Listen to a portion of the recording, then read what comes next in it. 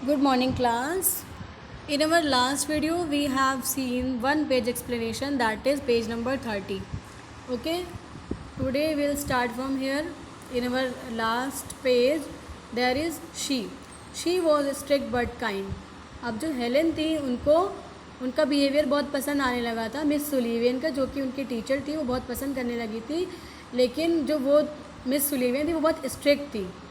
Strict मतलब समझते हो ना आप लोग, जो टीचर्स बहुत स्ट्रिक्ट होती हैं, मारती हैं, बहुत गुस्से में रहती हैं, लेकिन वो बहुत काइंड भी थी। स्ट्रिक्ट तो थी लेकिन बहुत दयालु भी थी। ठीक है। She spelled a lot of words to Helen. वो हेलन को बहुत सारे वर्ड्स उन्होंने स्पेल करने सिखाए थे। ऑन हर हैंड, उनके हाथों पर। Day and night to make Helen understand. वो रात दिन हेलन को वर्ड्स को स्पेल करना सिखाती रहती थी कि हेलन स्पेल करना सीख जाए। यानी हेलन देख तो सकती नहीं है, ना ही बोल सकती हैं, तो उनके हाथों में स्पेलिंग लिख लिख कर उन्हें सिखाती थी।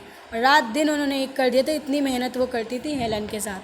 One day her teacher made Helen put her hand into running water. एक दिन हेलन की टीचर ने क्या किया, उनका हाथ लिया हेलन का और रनिंग वाटर यानी कि टैप ऑन किया। टैप ऑन करके जो पानी उसमें से निकल रहा था उसमें उनका हाथ लगाया।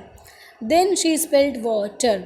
फिर उन्होंने क्या स्पेल किया, WATER, मतलब उनके हाथों में ऐसे लिख करके बताया। Suddenly Helen understood. अचानक से जल्दी ही हेलन समझ गई that water means something wet. वो क्या समझ गई कि जो ये स्पेल कर रही हैं WATER, इसका मतलब क्या होता है, कुछ गीला गीला। रनिंग ओवर हर हैंड्स, जो उनके हाथों में रन करा था, यानी उनके हाथों में गिर रहा था, क्योंकि उन्होंने उनका हाथ कहाँ रख दिया था, रनिंग वाटर के नीचे। She understood that words were the most important things in the world.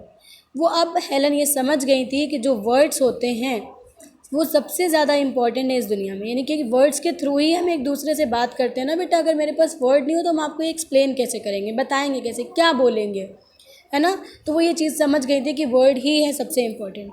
Words would tell her everything she wanted to know. Words ही वो चीज़ है जो उन्हें हर एक चीज़ के बारे में बताएगा जो वो जानना चाहती हैं। बाई दैट टाइम, उस समय तक, हेलन लर्न साइन लैंग्वेज।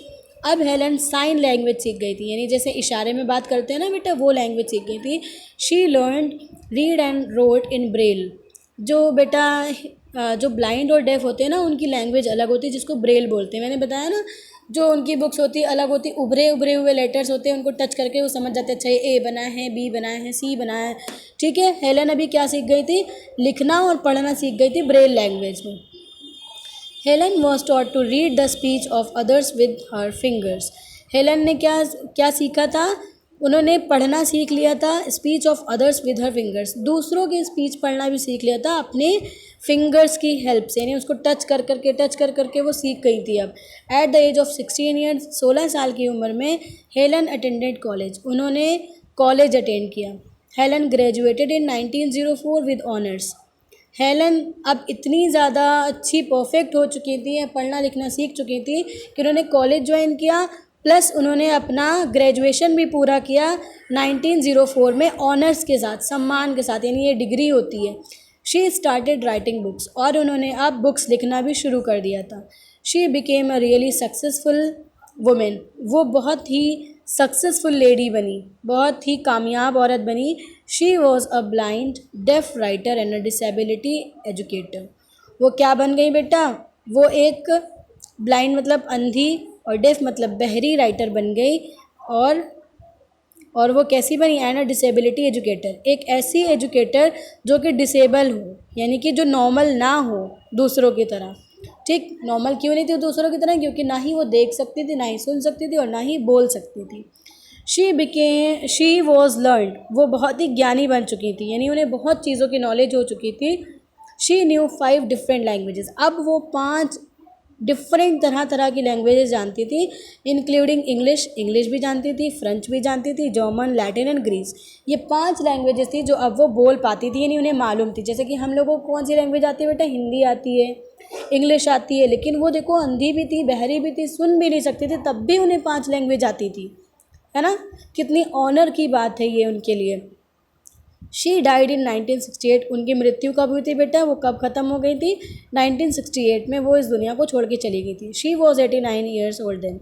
और जब उनकी मृत्यु हुई थी वो कितने साल की थी, 89 years old. Okay, here your chapter ends.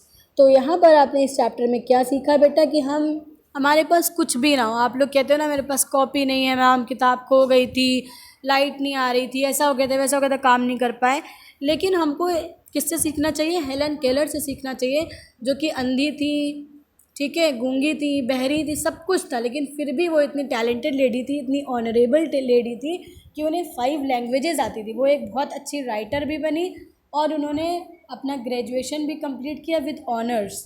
Okay, तो हमें इनसे सीखना चाहिए अपनी ज़िंदगी में कैसे आगे बढ़ना है, कैसी नई नई चुनौतियों से लड़ना है। Okay, thank you class.